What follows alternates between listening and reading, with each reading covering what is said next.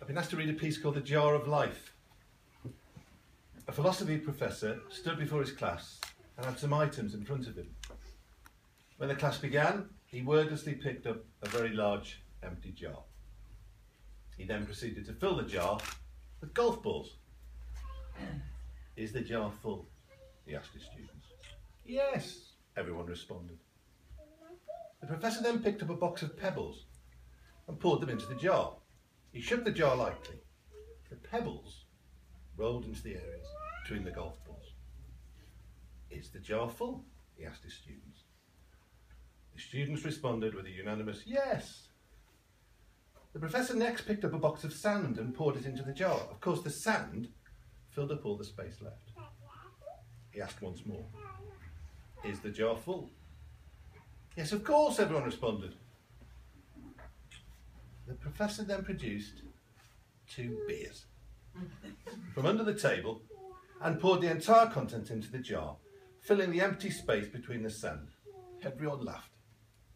"Now," the professor said as the laughter subsided, "I want you to recognise that this jar represents your life.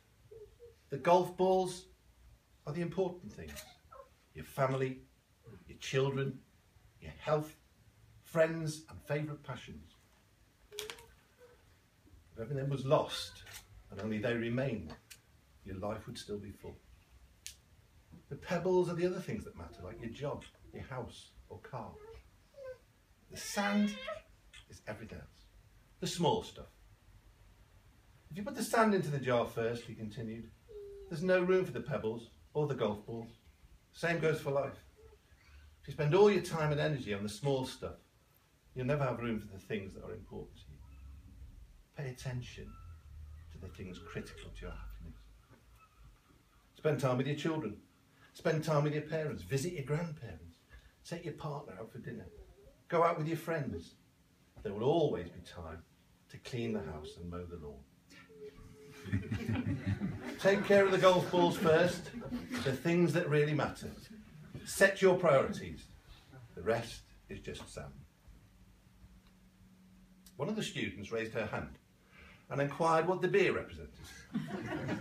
The professor smiled and said, "Glad you asked. The beer just shows that no matter how full your life may seem, there's always room for a couple of beers with your friend."